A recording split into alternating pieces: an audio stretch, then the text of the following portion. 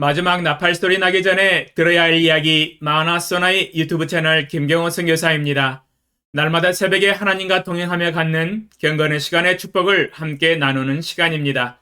또한 어제 배운 하나님의 말씀을 어떻게 생활과 삶의 현장과 인격에 적용하고 실천했는지 간증하는 시간입니다.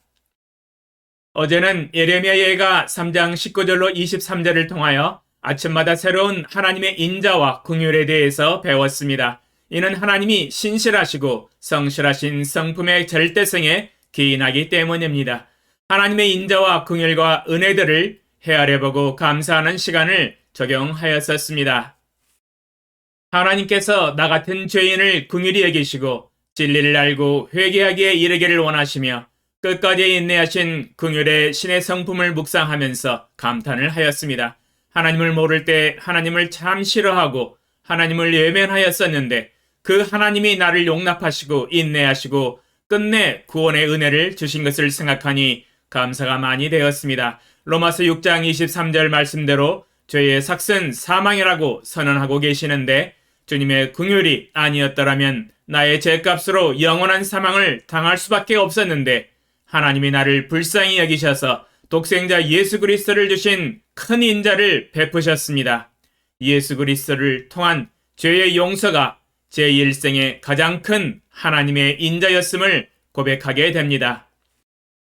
날마다 하나님의 긍휼과 인자를 생각할 때 아침마다 새롭고 그 깊고 높은 하나님의 인자와 사랑에 감사가 됩니다. 날마다 새롭고 깊고 깊으며 무궁무진한 하나님의 사랑과 신실하심과 성실하심에 감사와 찬양을 영원히 돌려드립니다. 그러면 오늘 새벽에 하나님과 동행하며 가졌던 경건의 시간의 교훈과 축복과 적용사항을 함께 나누겠습니다. 예레미야 예가 3장 27절로 28절 사람은 젊었을 때에 멍에를 매는 것이 좋으니 혼자 앉아서 잠잠할 것은 주께서 그것을 그에게 메우셨음이라. 주제, 젊었을 때에 멍에를 메고 경건의 훈련을 하라. 묵상 내용, 사람은 젊었을 때에 멍에를 매는 것이 좋다고 하나님은 말씀하고 계십니다. 주께서 젊은 사람의 어깨에 멍에를 메우신다고 말씀하고 계십니다. 주님은 이미 젊은 사람들에게 멍에를 주시고 멍에를 맬 수 있도록 기회를 주셨습니다.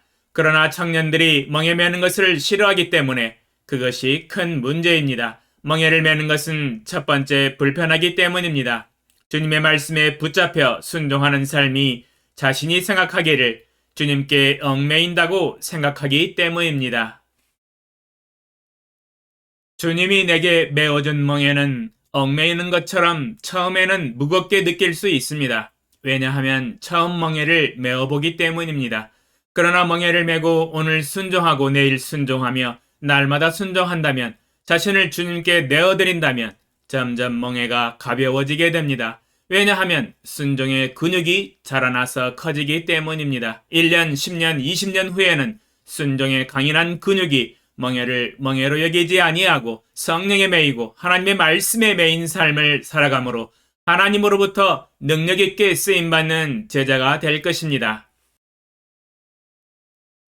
그러므로 청년의 때에 멍에를 매는 것이 가장 좋습니다. 육체적으로도 정신적으로도 육체와 마음이 젊었을 때 영적인 훈련을 하며 경건의 연습을 하는 것이 훨씬 좋기 때문입니다.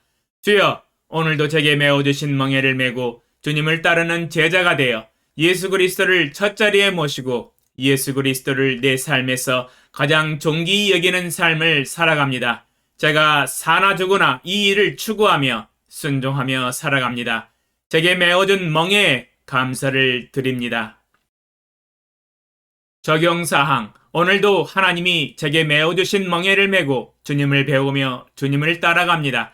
하나님이 제시하신 가장 높은 수준의 제자의 도를 따라서 경건의 연습을 합니다. 주님의 마음을 품고 주님이 걸어가신 믿음의 발자국을 따라서 걸어갑니다. 자기를 부인하며 제 십자가를 지고 주님을 따릅니다. 2021년을 이제는 뒤로 보내야 할 때가 가까워 오고 있습니다. 하나님이 제게 베푸신 인자와 긍휼을 헤아려보며 받은 교훈과 축복들을 정리하며 새로운 대망의 2022년을 준비하며 목표를 설정하게 하소서. 예수님의 이름으로 기도합니다. 아멘. 2021년 12월 20일 월요일 새벽 5시